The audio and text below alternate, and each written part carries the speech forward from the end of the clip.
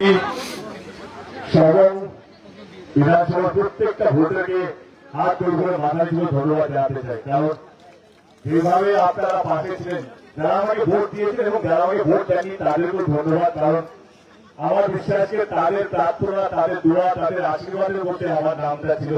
তারাও চাইছিল যে দেব যেন যেতে ঘাটা লোকসভা কেন্দ্র থেকে। তো ঘাটা লোকসভা কেন্দ্রের সবংয়ের বিধানসভার প্রত্যেকটা মানুষকে আমার মাথা নিচু করে ধন্যবাদ পাশে থাকার জন্য এবং আমাকে বিপুল ভোটে জয়ী করার জন্য। ধন্যবাদ যেন মানুষটাকে যেইভাবে দায়িত্ব নিয়ে সামনে থেকে আমার পাশে ছিলেন। আসো, তুমি আমার হিরো, আসল নায়ক মানুষের অনেক ধন্যবাদ।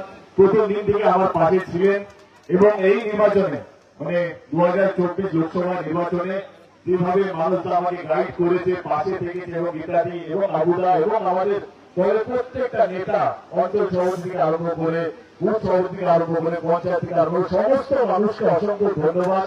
এই লড়াইটা সহজ ছিল না, এই নির্বাচনটা সহজ ছিল না। দুজনের জন্য এই নির্বাচনটা সহজ হল। একজন হচ্ছেন আপনারা যারা বিশ্বাস করেছেন দলকে, আর একজন হচ্ছে ওনারা যারা আমাকে মানে দায়িত্ব নিয়ে বাড়ি বাড়ি পৌঁছেছে, দলের কথা বাড়ি বাড়ি গিয়ে বলেছে, তাদেরকে ধন্যবাদ। সবাইকে হাত হাতে ধন্যবাদ পাশে থাকার জন্য।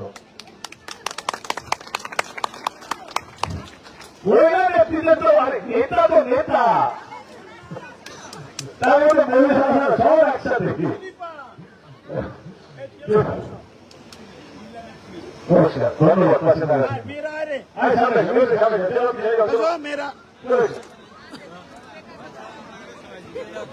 আমার এখনো মনে আছে যখন আমরা মনোনয়ন পত্র জমা দেওয়ার কথা ভাবছিলাম যে এত বেশি গরম বাড়ছিল, যেভাবে পৃথিবী জুড়ে গ্লোবাল ওয়ার্মিং হচ্ছিল, আমার তখন মনে হলো যে কেন নয় একটা উদ্যোগ নেওয়া যায় যে ঘাটা লোকসভা কেন্দ্রে আমি যতগুলো ভোট পাবো আমি ততগুলো গাছ লাগাবো।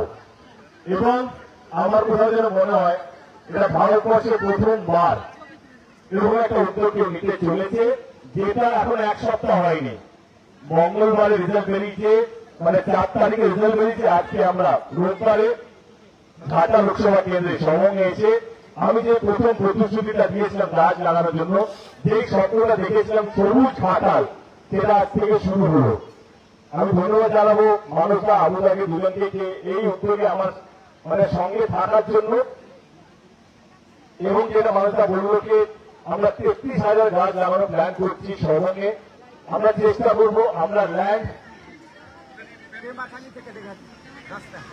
তেমানি থেকে তেহাতি ব্রিজ অব্দি রাস্তা দুধারে আমরা গাছ লাগানোর চেষ্টা করব এবং গাছ লাগাবো, চেষ্টা করবো না। শুধু তাই না, আজকে আপনারা বিশ্বাস করুন, যবে থেকে আমি উদ্যোগটা নিয়েছিলাম যে প্রত্যেকটা ভোটে আমি গাছ লাগাবো, যে ভোটটি আমি পাবো, কিন্তু আমরা এতগুলো আবেদন পেয়েছি। তো আমরা এবারে সিদ্ধান্তটা চেঞ্জ করেছি। আমরা এখন বলছি যে আমি যতগুলো ভোট পেয়েছি ততগুলো গাছ লাগাবো না। শুধু তাই নয়, ঘাটা লোকসভা কেন্দ্রে যতগুলো ভোট পড়েছে, যেটা হিরণবাবুর জন্য পড়েছে বা সিপিএম এর জন্য পড়েছে বা অন্যান্য দলের জন্য যতগুলো ভোট পেয়েছে,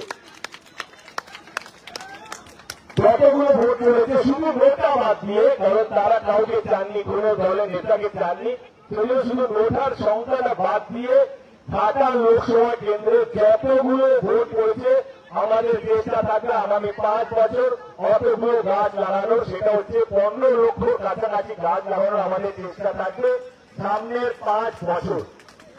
এই উদ্যোগে আমার সবাইকে সঙ্গে লাগবে, পাশে লাগবে এবং এই উদ্যোগটা যেন সফল হয়। এই যে গ্লোবাল ওয়ার্মিং, এই যে গরমের, এটা আমরা সবাই ভুগছি, এটা কোথাও যেন আমার মনে হয় বেশি গাছ লাগালে কোথাও যেন আমাদের জীবনটা আরো সহজ হবে। এই উদ্যোগে আপনাকে পাশে চাই, আমরা আপনাদেরকে আমার পাশে চাই এবং সঙ্গে চাই। আছেন তো? অসংখ্য ধন্যবাদ। অনেক লোক কর্মসূচি আছে, আপনারা অনেকক্ষণ ধরে আছেন, দাঁড়িয়ে আছেন আশীর্বাদ করার জন্য। ভালো থাকবেন এবং আমার ধন্যবাদ একবার আপনাদের সকলকে আমাকে জেতানোর জন্য এবং দলের প্রতি আপনাদের বিশ্বাসের জন্য। ধন্যবাদ, অসংখ্য অসংখ্য ধন্যবাদ।